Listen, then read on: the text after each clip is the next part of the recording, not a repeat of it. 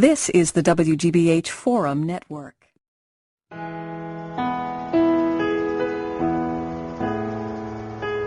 want to tell you about one of my favorite places. I'm looking out over an enormous alpine valley on the northern edge of California's Sierra Nevada mountain range.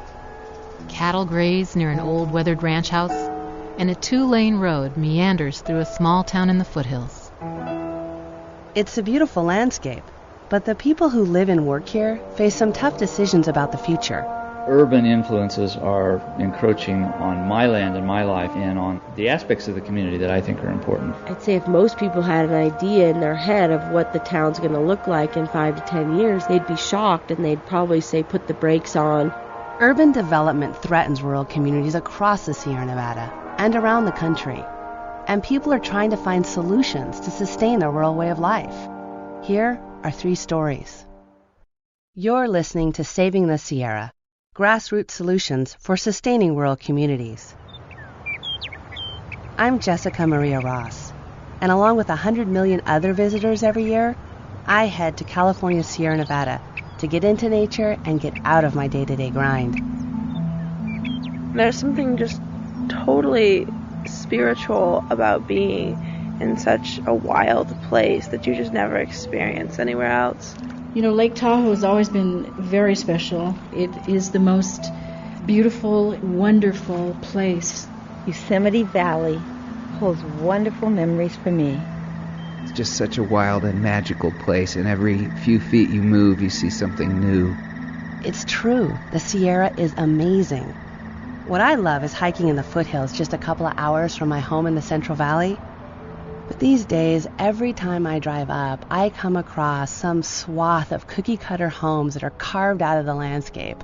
And these subdivisions, they always have names like The Ranch or Rolling Oaks to remind me of what was bulldozed under. Despite what a lot of folks think, the Sierra isn't just a wilderness area set aside for tourists. I'm Stifter, one of a couple million people who call the Sierra home. And by the year 2040, our population is expected to triple. I live in the middle of the forests, and I sure don't want all those new homes next to me. I've put down roots here, and I like the peace and the quiet. I worry what kind of changes the next wave of Sierrans will bring. The truth is, everyone who lives or works or plays in the Sierra is shaping its future all the time. Ever since Indians managed the land for food and wildlife, there's been a need to preserve the environment so it can sustain people and their livelihoods. Jessica and I traveled the Sierra in search of communities where people are learning how to do just that. And we've found stories worth sharing because they just might be solutions for threatened rural places across America. We begin way up north in Sierra Valley, where generations of ranchers have worked the land and raised their family for over 100 years. I was born here in the valley, lived here all my life. Farming is a way of life. You have to love it. You don't farm and say, well, when I'm 65, I'll sell and retire and go to the city. That thought never entered my mind. I'm still working at 97. Like I told my family, I hope I die with my boots on out there working on the ranch. Attilio Genasi leans on his cane near a timber frame barn and gazes across 100,000 acres of sagebrush and meandering streams. The only breaks in the horizon are a few ranch houses and a low rise of Indian mounds in the middle of the valley. It's a beautiful, beautiful valley. Some people say it's the largest alpine valley at 5,000 feet elevation in North America. When the snow's on the ground, you see a blanket of snow. You can hear the train on the other end of the valley at 18 miles. You hear the clickety-clack of the trains that go by. It's so quiet and peaceful here. And I think I want to save it for posterity. The land does not belong to me. The land belongs to future generations. And the land also belongs to the general public. They drive through this valley. They enjoy it. It doesn't cost them a penny, and it doesn't cost me a penny. It's one of the natural wonders that's there for humanity, and we dare not destroy it any more than we'd cap the geysers in Yellowstone or put the Bridal Veil Falls of Yosemite in a pipe. Genasi's a bit of a legend in the Sierra Valley. And he's been an inspiration to other ranchers who have roots just as deep.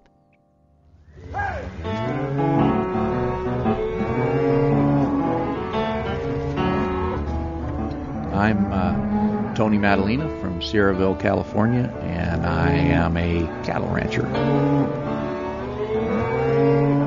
We've got some of our rancher friends together, and the kids from college have come home, and we're doing what we call the fall branding.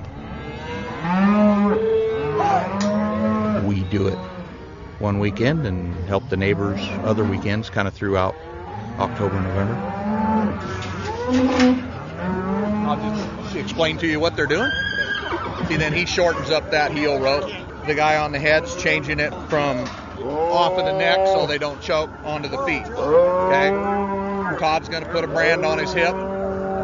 Julie's going to castrate him. Sean's putting an earmark on him, and the other girls gave them their shots, and with any luck at all, they're not down there very long.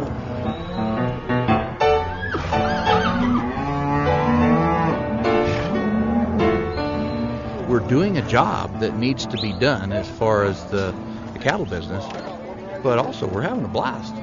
We get to be around the things we love. We're out in the open with our horses, our cattle, and our dogs, and our friends, and our family.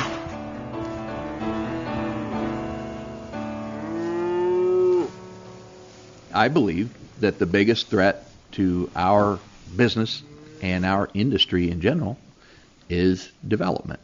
And it's very scary because the big developers have a lot of money and a lot of power and a lot of influence, and they're coming. Developers are a threat because they buy ranches and build subdivisions that take up lots of open space. Residential development also threatens wildlife habitat, and the Sierra Valley has the biggest wetlands in the entire Sierra Nevada. I'm Paul Hardy, the Executive Director of the Feather River Land Trust. And as I look around, I see a couple willets, some pintails and some mallard ducks, a few coots, and the ever-present singing meadowlark. There was one right there. In the Feather River watershed, we have a very unique relationship to land still. Whether you're driving to work or going fishing or just hiking around the community you live in, people really interact with the land on a frequent basis here. And growing up in the region, I sure did and felt very fortunate. When we started out as an organization, we tended to take a very ecological approach where we would identify the most important properties based on species and habitat and things like that. Oh, there's a sandhill crane out there. Yeah, cool. More and more as we work with the local communities and landowners, we realize that as important is protecting relationship to land. The Feather River Land Trust protects open space by helping ranchers stay in business. But big developers move quickly when and if ranchers are ready to cash out. For example, just to the north of us, the Bonta Ranch, a 1,700-acre ranch, was just bought by one of Reno's largest developers, and it's being parceled up and subdivided and sold. The threats are definitely there, and the values that properties are selling for in Sierra Valley have just skyrocketed in the last couple of years. We're going to have to work smarter and faster and more creatively. There are plans to build 400 homes on the old Bonta Ranch. The Sarasola and Schaffner ranches were bought up too. If all these developments are approved, in just a few years, there will be 3 new subdivisions and 1,400 homes, where now all you see are vast wetlands and rolling foothills along the road that leads to Reno, Nevada, just half an hour from here. My name is Norm Brown, president of NC Brown Development, Inc. We're a small development company. We do land development, principally higher-end custom lot projects. Brown plans to build 30 large homes on a 245-acre ranch he bought on the edge of Sierra Valley. The baby boom is aging. They like to go fishing, they like to play golf, they like to hike. Now they're ready to retire, they want to get back to the outdoors again. How can we keep the county rural and keep our lifestyle and still get a more robust economy? More people is not necessarily the answer. The grow and spend and spend and grow way of doing things, it doesn't work. There has to be a better way of doing it. There are those that will say, we don't want anything built. And that's this kind of, I'm here, close the gate mentality. It's just not appropriate for there to be a development in the Sierra Valley. Stevie Duber manages a citizens group called the High Sierra Rural Alliance. Their mission's to protect the rural experience. She's been labeled an environmentalist. And there are a lot of people in Sierra County who, would rather shoot themselves than be aligned with enviros, and enviros is meant as an insult. I sort of have a hard time being offended by it. Probably the best way to protect the valley is through conservation easements. Easements are tools that landowners can use to protect open space. When you own a piece of property, there's development rights, there's timber rights, there's water rights. Quite often, you can split one of those rights off and sell it to someone else. So in the case of the ranchers and the easements and land trusts, the rancher owns the land. The only thing that he can't do is develop it. Well, for me, it was an easy decision. Attilio Janassi was one of the first to put an easement on his property. You don't give up anything. You continue to farm it, you can lease it, you can sell it, but that contract with the land forever. This ranch right next door to us here, the old Strang Ranch, they may have lost it maybe 5-6 years ago when Mr. Strang died. They may have lost it all or had to sell a major part of it to pay the estate tax, and they put a conservation easement on it, got some money for that easement for not subdividing it, and now the ranch is in place. It doesn't really change too much of what they do to operate, and it's still in ranching and always will be. I always think of the easements as rewarding landowners for the public benefits that they're providing. People are getting more and more in touch with those values that open spaces and ranches provide. So far, a quarter of Sierra Valley, about 30,000 acres, is protected by conservation easements. And that's because it's a strategy that ranchers, environmentalists, and conservation groups are all getting behind. But there's no guarantee that this is going to save the valley, because it's up to each individual landowner to decide whether it's the right thing to do. One thing about the conservation easements that the skeptics of the conservation easements have against it is that it's, what's the word I'm looking for? Perpetuity. What's forever to me is when you pave it over. You pave it over and you put buildings on it, it's never going back to the way it was. It's estimated that the Sierra Nevada alone loses 35,000 acres of ranch lands, forests, and oak woodlands to residential development each year. We invite you to go to our website, savingthesierra.org, to find out how conservation easements are saving open space in rural communities across America. But residential development pressures are just one of the issues facing rural communities. In our next story, almost everyone who lives here makes a living off the resort community. But it's a challenge because it has changed the beauty and the natural element that we all came here to enjoy.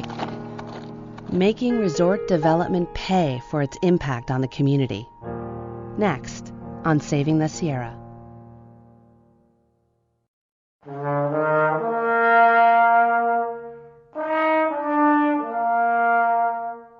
You're listening to Saving the Sierra, Grassroots Solutions for Sustaining Rural Communities. I'm Catherine Stifter. And I'm Jesikah Maria Ross. Hey, I'm going to need a jolt of caffeine to wrap my head around this next story. Me too.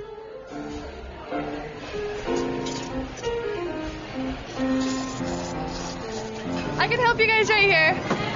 Hi, I'd like to get a single latte. Okay. Catherine, what do you want? I'd like iced coffee. We'll put it right here on the counter for you. Here's your iced coffee, and your latte will be right up.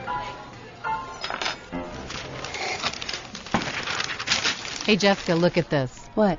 You can't even pick up a newspaper these days without reading a story about how resort development is the inevitable future for rural communities. Wall Street Journal, page 1. New gentry, wealthy folks are colonizing rural America. And that's their word for it, colonizing. I've heard some of the worst mountain sprawl in the West is along the I-70 corridor out there in Vail, Colorado, down towards Denver. And then there's Gatlinburg, Tennessee, the gateway to the Smokies. Hotels, motels, rental cabins everywhere. When massive tourist development started here in the Martis Valley, just south of Truckee in the Sierra, people worried it would be the end of their clean air and good water.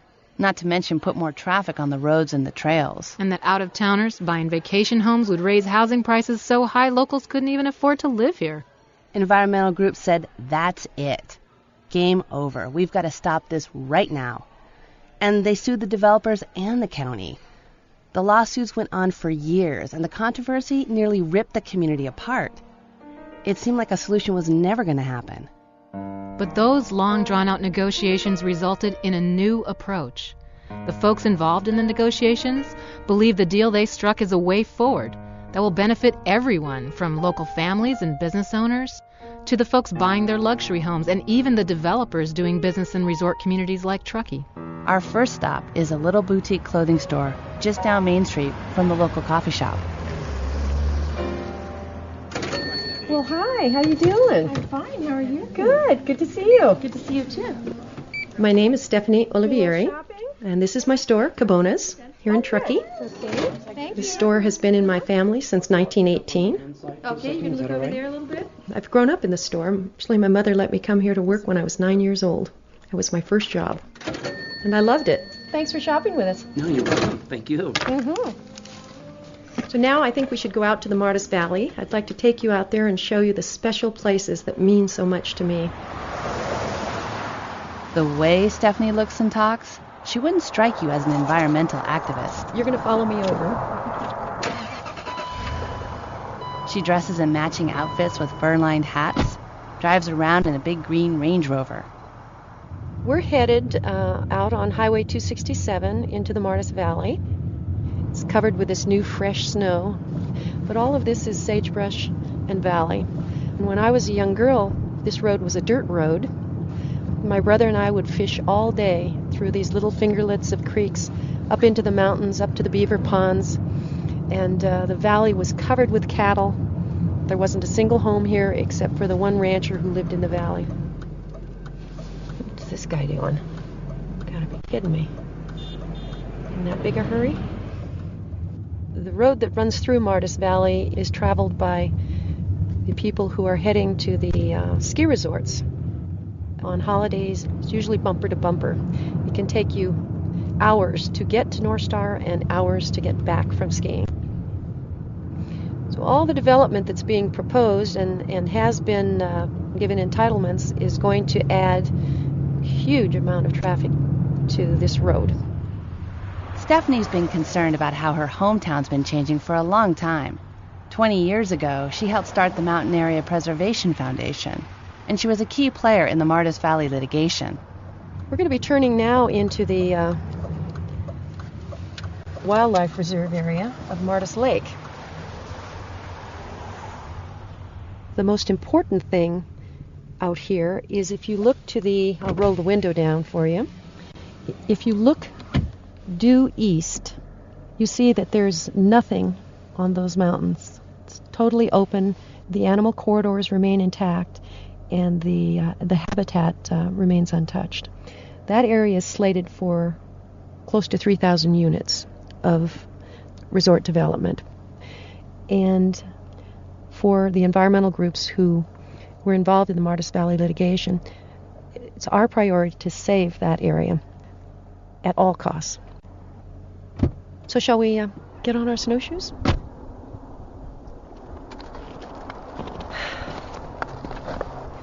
Beauty in every direction. I love it when the snow is falling, especially up in the high mountains. You can see it. Just takes my breath away, makes my heart pound every time I come here.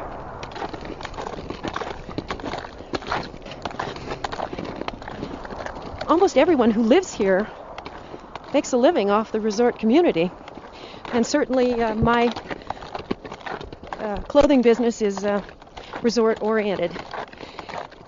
Everyone's torn because they certainly need the development for their livelihood, but it's a challenge because it has changed the beauty and the natural element that we all came here to enjoy.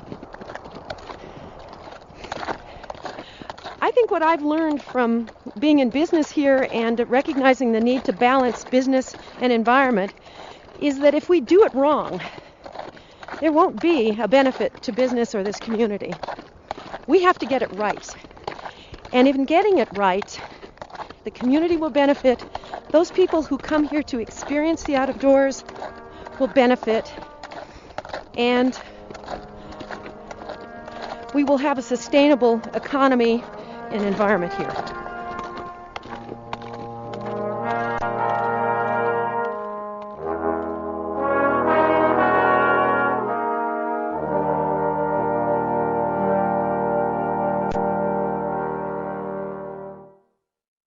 Most folks here in Truckee don't own their own businesses. They work at the ski resorts, the hospital, or the lumberyard. They're making small-town wages in a place where affordable housing starts at $250,000 and goes up from there. We headed over to one of Truckee's more affordable neighborhoods to talk with an ex-ski bum whose frustration with trying to find a place to live landed her in local politics. Hi. Welcome. This is Lulu. She's friendly. Come in. This is Dylan. Can you say hello? You being a little shy. Can you do part of the alphabet for Jesikah? Remember A, B, C, D? My name is Nikki Riley, and we are sitting here in my house in Glenshire. I was living with my husband, Brendan. We kind of did the ski bum, restaurant work stuff. We were clued in by a friend that there was a house for sale in Glenshire, and maybe we would be interested in looking at it. We thought, oh my goodness, $285,000 for a less than 1,000 square foot home. This is outrageous. In cities and suburbs, it might seem like a deal, but for young rural couples, it's steep. We were able to scrape a down payment with help from my parents and Brendan's parents. $30,000. Who's got $30,000 at their disposal? And most people are living paycheck to paycheck. That's always been my kind of issue, is let's address what the stumbling point is for why people can't afford to buy in. Teachers, nurses, and firefighters often can't find homes within 30 miles of their jobs in Truckee. It took a couple of years to get involved at the community level, and then we had written some letters questioning the lack of affordable housing, the lack of impetus to get that ball rolling. Everyone's response at that time was it doesn't pencil out. And we were like, are you kidding me? This is appalling. I mean, what kind of a community is this? And that's when Nikki decided to get involved. I had run for town council in order to give representation to young people and to bring awareness to the affordable housing issue that I saw as a crisis in our community. I didn't win the town council seat, but I was appointed as a planning commissioner. And so that was my entry into the political world of Truckee. So Nikki was part of a growing group of locals who identified affordable family housing as a key community issue. And they connected with Stephanie and the environmentalists who targeted traffic and protecting wildlife habitat. So for the first time in this community, they combined their goals. And what was really, I think, an amazing outcome was this collaboration and the desire not only to protect open space, but also to address the affordable housing issue. Developers, environmental organizations, and community groups spent more than 5 years fighting it out. And they negotiated a solution that sounds pretty simple when you first hear it. They're going to make new development pay to sustain the community. 1% of the sale of every home and lot in major new developments is going into a fund forever. And that money will be spent to protect open space and restore habitat, create public transportation, and build affordable housing for the community. This is about what the fabric of our society is going to look like in the region. And that's what planning and land use should be planning for. That's Steve Frisch. He's president of the Sierra Business Council, which is headquartered in Truckee. We went to Steve's freshly painted office, and he cleared a big space on his very cluttered work table for us. We're looking at a map of the Martis Valley. It's roughly a 20 to 25,000 acre area north of Lake Tahoe. Steve's a business guy, so he helped us do the math. Most of the major development will take place on the west side of the valley.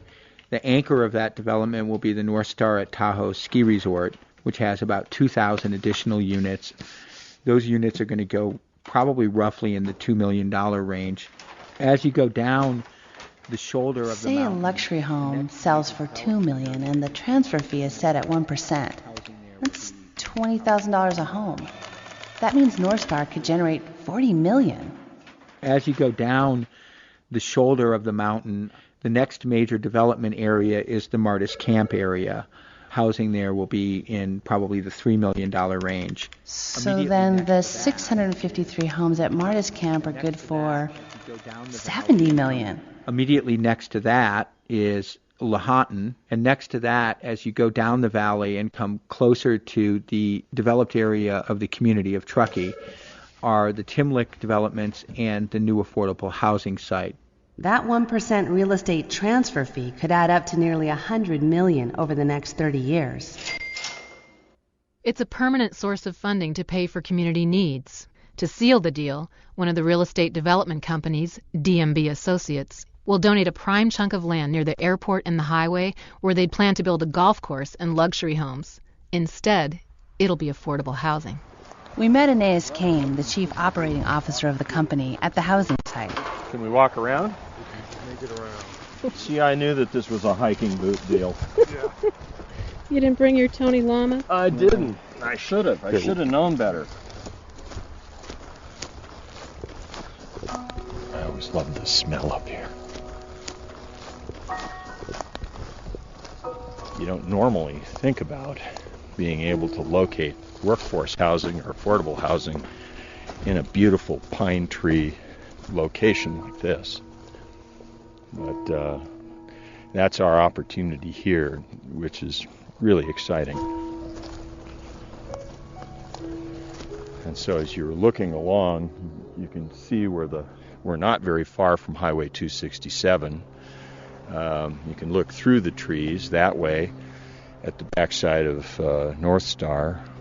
Lahontan that we passed, the existing project, is right there. Martis Camp is really between us and North Star from this location. And Truckee, as you see where the highway goes, is really only about 10-12 minutes. D&B Highlands is really the party to the settlement that created all this. Long term, one of the principals of Highlands Group, as well as myself, sit on the Martis Fund that'll be administering the future of this site with our former adversaries, now colleagues, on that board. So the folks who fought over these developments are now colleagues on the board that will fund community improvements. That's a pretty amazing outcome. But one you want to watch carefully, see how it all works out, and to see who has a place at the table when decisions are being made about what kind of affordable housing to build. $100 million seems like a lot of money, but I wonder what it will buy over the next 30 years, because the price of undeveloped property around the Martis Valley is bound to shoot up. It's that balancing act. You can never forget that the financial vitality is linked in some ways to the physical vitality of the place. We're always working at that intersection. And if we do it right, it'll work, and we'll have it all. Stephanie's pretty hopeful about the whole thing. We'll have a good habitat, we'll have clean water, we'll have good air to breathe. Nikki's not so sure.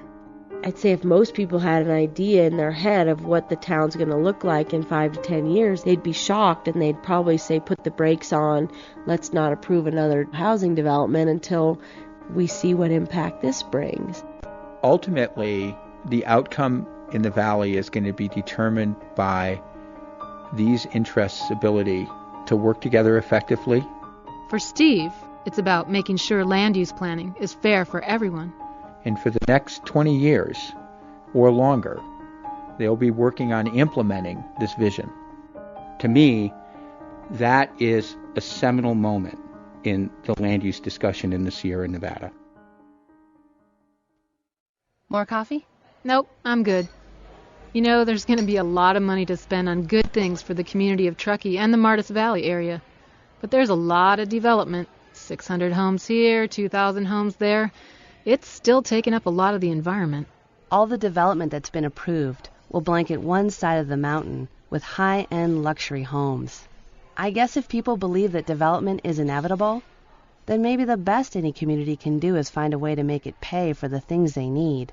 People here made their voices heard during the local land use planning process, and they took themselves seriously as stakeholders in the future of their community. We invite you to head over to the website savingthesierra.org to find out how citizens are getting involved in shaping land use plans in their communities. And keep your eyes on Truckee to see how those plans work out. Not only do folks in the Sierra have to deal with residential housing on agricultural lands and recreational development, our natural resources flow out of the Sierra to help build California's cities on the coast. 2/3 of every drop of water used in the state comes from the Sierra. This is the Lee Vining Creek Los Angeles Aqueduct intake. We're about 327 miles from Los Angeles at this point. Lee Vining Creek comes out of this beautiful canyon to our west here, and the city built a little dam across where the creek was, and then built a diversion structure behind the dam that takes the water and puts it into a conduit, and at that point it's gravity fed. But should a city have the right to drain an entire rural watershed just to get the resources it needs to grow? Right now, our annual water use here in Los Angeles, potable water, is 670,000 acre-feet. We're getting from Mono 16,000. It's water that we absolutely need. Every drop of that water is precious. Next, on Saving the Sierra.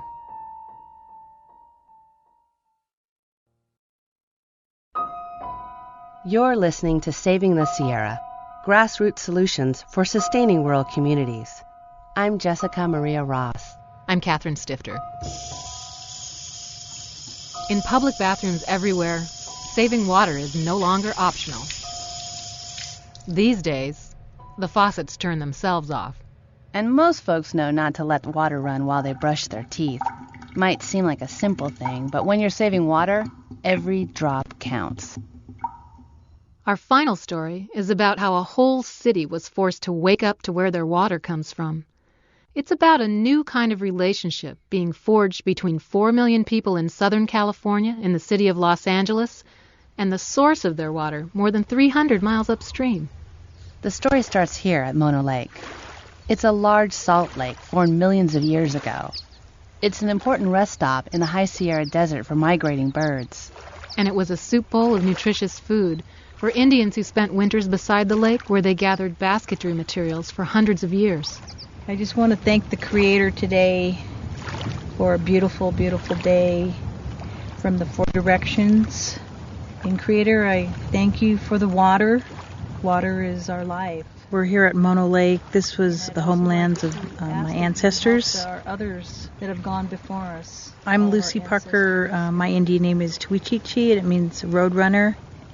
Our people traveled across the Sierras from Yosemite Valley to Mono Lake to do trading, and then they would eventually intermarry with the tribe here in Mono Lake, the Jesikah people, and then they would travel back into Yosemite and live there and go back and forth. Creator, I thank you for helping each and every one of us here, because we all have something here to offer.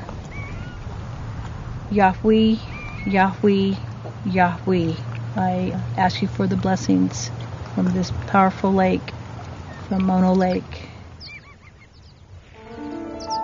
You know, standing here on the shores, I always think about our people that lived here, how they went out on the lake to look for food and moved camps around the lake, praying at the lake and coming down and washing their face with the lake and getting blessings here.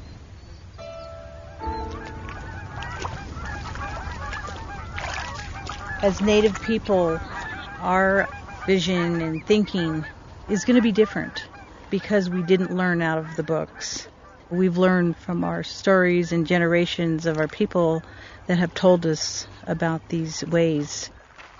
We're still able to come out here and we're still able to gather all our materials to create our traditions because it's a healing lake. I always say I'm an environmentalist. You know that our people are the natural environmentalists here. We're the caretakers of the land.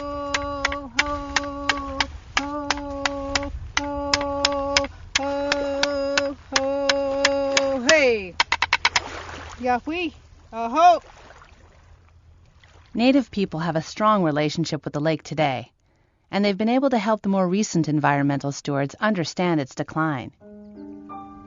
I'm Jeff McQuilkin. I'm the executive director at the Mono Lake Committee. We're right out here on Mono Lake in a canoe. We're exploring one of my favorite spots on the lake, South Tufa and the Tufa Groves. I first heard about Mono Lake when I was in 5th grade. My science teacher, he was out there getting the word out about what was happening, and he gave this slideshow presentation for our school assembly, and I just remember thinking, wow, that's not right. While it makes sense that a city needs water to destroy that remarkable place in the process, it just doesn't seem like the right thing. But that's exactly what was happening. McQuilkin's work as a canoe tour guide here helped him understand the power of relationships between people and nature. The committee's run a public education program since before it was founded because we knew that if people didn't have an understanding of Mono Lake and a connection to the place, they weren't going to have much interest in protecting it. My name's JJ Jenkins, but this is the 9:30 tour and the wind is perfect. There's an osprey flying right there above this big group of tufa. It's the larger, darker bird. Do you know what birds those are? Those are brewer's blackbirds. Mainly in this area are violet-green swallows and brewer's blackbirds. The political story and the water story of Mono Lake start in the 1930s when Los Angeles began looking to Mono Lake and this basin to extend their aqueduct that delivers water to the city for a drinking water supply. About 1941, they opened the gates of the aqueduct. I mean, they took 100% of the flow. There really was no thought about what impact removing that water would have on the lake or the streams, the birds, and the habitat here. The city of LA was draining all the water from every stream that flowed into Mono Lake. The lake had actually lost half its volume by the early 80s, and that put the whole ecosystem at the edge of total collapse. And in fact, the Supreme Court agreed and said Mono Lake's a public resource because the people of California own the waters of the state. What would be right? How much water could you divert and respect the public trust? The court issued a landmark ruling in 1983, but LA continued taking water while a settlement was being negotiated. It's amazing with all the larvae. Tourists collect some of the trillions of tiny brine shrimp threatened by declining lake levels. They live on tufa, the towering rock formations created underwater by calcium deposits from cold water springs. Yeah, they're actually mating in here right now as we speak. Yep. Since we're so close to the tufa, I'll kind of show you the other food source here, the alkali flies. If you turn your attention this way on the tip of my finger, this is one of the pupae, and you see a lot of the pupae on the bottom of the tufa, all those little dark specks. The Kutsavi Paiutes that settled here around in the Mono Basin, this was actually their main food source. Does anyone want to try it? Sure. Slightly crunchy. Not a strong flavor. Actually, they don't have much flavor at all. I could eat those. They need a little Italian dressing. The Mono Lake Committee doesn't only educate curious tourists. They also reach out to high school students who live downstream.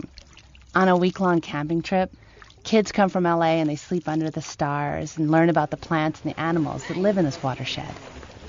Somebody tell me what's the age of this tree. How can we tell the age of this tree that burned and died and fell? Okay, can you come and give us a count, sir? It's a pretty smart strategy. Give young Angelinos a hands-on history lesson about their city's water fight with the Eastern Sierra, and in the process, teach them how their simple actions back home can protect Mono Lake. 60, 70, 80, 90, 100. ¿Cuántos años? 190. This was an old tree, you guys. This tree has seen a lot of change. My name is Santiago Escluceria. I am the Outdoor Experiences Program Manager with the Mono Lake Committee. I'm in love with the Mono Basin. This is the biggest, sweetest, greatest outdoor classroom I've ever been at. I mean, you have the youngest mountain range in North America, the oldest lake, and then you have that Mono Lake story, which is something that I think everybody should learn about. I'm Glenda Pepin, and I've been teaching science at Dorsey High School for 23 years, and these are all my kids. No, we got a small one here. I think that's chipmunk. You think it's chipmunk? Yeah. And nice coyote tracks, yeah. This program has, just allowed them to blossom, and it puts them on a higher thinking level. So when we go back to school, there's a different level of wonderment and inquiry that comes from being here. All right, go ahead and form that same circle. When you're in the city, you hear about recycling and not using so much water, but it doesn't really hit you until you come and see the lake and see where it used to be and where it is now. I think we just carry on what we learn here and we take it back into the city and we try to spread it out as much as possible. Yeah. We do classroom presentations in college about helping my sister and we try to talk a lot about it back in LA. Okay, so Chris, I wonder if you would like to give our group a little talk about this part of the aqueduct and introduce us to what's going on here and the changes that have been brought upon the spot. I'd be happy to. Chris Plakos of LA's Department of Water and Power points students to the pipe that carries Sierra water directly to Los Angeles. This is the Levining Creek Los Angeles aqueduct intake. We're about 327 miles from Los Angeles at this point. It's a pretty simple system. Levining Creek comes out of this beautiful canyon to our west here. It collects in this little pond in front of us, and the city built a little dam across where the creek was, and then built a diversion structure behind the dam that takes the water and puts it into a conduit. And at that point, it's gravity fed. Although the California Supreme Court had ruled for the protection of Mono Lake back in the early 80s, it wasn't until 11 years later that the State Water Resources Control Board ordered LA to stop draining the entire watershed. You'll notice that this dam, there's actually a big new notch that was cut into it about 20 feet wide, and it's open down to the bottom of the pond. That's the diversion structure that our staff built a couple of years ago to release a consistent flow into Levining Creek back into Mono Lake. So this is the point where the water used to be diverted. Now it's also the point where the water is put back into the creek. And that's how Mono Lake has begun to heal. Snowmelt and rainfall in the mountains above can once again flow into Mono Lake. And the lake levels are slowly rising. Thanks, everybody. 327 miles down the aqueduct, these young folks and the other 4 million thirsty residents of Los Angeles were forced to change the way they use water, in part to make up for the Mono Lake cutbacks. And the city's become a leader in water conservation strategies. Reclaimed water from household sewage is used to irrigate a large public demonstration garden on the northern edge of the city. That's where we met the president of the Los Angeles Water and Power Commission. My name is David Nahai, and we're sitting on the steps of the tea house at the Japanese gardens, which are situated right next to the Tillman Water Reclamation Plant. Green and picturesque, quite beautiful. It shows what you can do with recycled water. With respect to water conservation, I think we have done a very good job because, as you know, over the last 25 years or so, we've grown by 1 million people, but our water use has not grown at all. Recycling and reclamation have saved water outside homes and businesses, and the city's gone inside to save even more. My name is Dory Burry. I work for the Koreatown Youth and Community Center, and what we're looking at is a Niagara flapreless toilet. It's an ultra-low flush toilet that is unalterable and always flushes a predictable 1.6 gallons per flush. KYCC helped save several hundreds of millions of gallons of water. We helped distribute and/or install 130 100,000 toilets, all of which, of course, was provided free by the Department of Water and Power. There were some people that the reaction, why are you guys giving away the toilets? Is there a catch? Is there a catch? They couldn't believe it. I said, well... I often credit Jose of being the #1 single producing person in the ultra-low flush toilet exchange program. I think single-handedly Jose has probably given away 40 to 50,000 toilets. Right? You know, things like that. Like I said, you tell them, it's mainly about saving water. Better pressure probably than the one you have because you have a 1940, 50, toilet. So Koreatown in central Los Angeles has a lot of properties that are easily 100, 120 years old. We have a lot of communities of color, very socially and economically disadvantaged, and don't have the money to replace toilets. There are some zip codes where we installed 75, 80% of the entire zip code. As of now, probably about 95 to 97% of Los Angeles has low flush toilets, which is unfortunately why the program ended, because we did our job too well. We covered almost all the corners of the city. So what you see here is the graveyard of what was left, the last of the toilet program. And I don't know if it's sentimentality or just pure laziness or being too busy, but we haven't had a chance to wreck these units, and I guess we will today, a couple pieces. My name is Jerry Velasquez, and we're about to break a porcelain toilet. I'm putting on a face shield. It just protects my face so the porcelain doesn't hit me directly in my face. All the old toilets removed by KYCC were destroyed, just like these. They grind them up, put them in potholes and other sorts like of cement mixes. So they use them for various projects so it all gets recycled. But they don't go back into becoming toilets.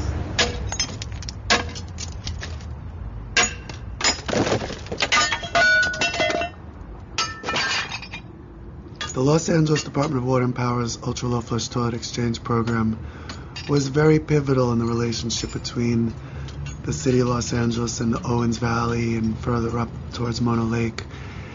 And I think this program was the most visible urban water conservation program in the United States. Our annual water use here in Los Angeles, potable water, is 670,000 acre feet.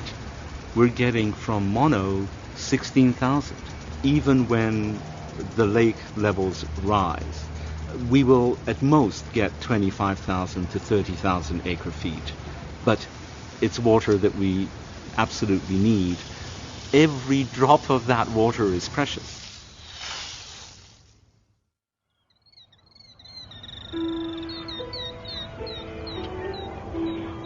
We followed the aqueduct north, back to Mono Lake, where Jeff McQuilkin showed us how a Southern California city and a High Sierra Salt Lake are connected now by more than just a need for water. So this is just a great spot that we are. We're on the pre-diversion lake level, 6,417 feet above sea level. This is where the lake was the day that diversions to Los Angeles began. And, of course, we're looking down through some willows and bushes to get down to the lake itself. As executive director of the Mono Lake Committee, I often get asked, isn't the lake going to come right back here? And the answer is no. That's not the goal here. The goal is to figure out a way to protect Mono Lake and its ecological health for the long term and help the city of Los Angeles with its water supply need.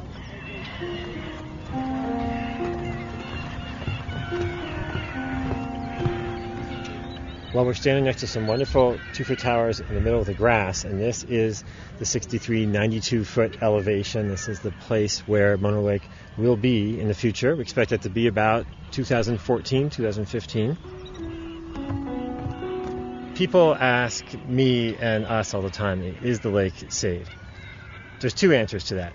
It has been saved from that water fight that we were fighting specifically with LA. At the same time, that's hardly the only issue out there. Now Mono Lake just faces every other environmental challenge that the state of California and this country face. So what we tell people who visit Mono Lake, whether they're from California or New York or Germany, is your water's coming from somewhere. Everyone has a Mono Lake at the end of their tap. In California, 2 out of 3 people get their water from the Sierra. But as cities continue to grow and sprawl threatens rural landscapes everywhere, we're going to need to find new ways to ensure abundant, clean water and healthy habitat. It's really about stewardship when it all comes down to it, recognizing that all of us downstream benefit by caring for the resources that these rural communities provide. These 3 stories show there's no one-size-fits-all solution to dealing with development impacts in the Sierra Nevada. Jessica and I found that despite conflicts, people can come together to stand up for the values they share and find ways to protect what matters most: community, family, land, water. There will always be more problems, but these stories point to a way forward. We invite you to head over to savingthesierra.org to find out more about the stories in this program and grassroots conservation solutions across America. You can also hear more Sierra stories and share some of your own on our blog. We dedicate this program to the memory of Attilio Genasi and his love for the land.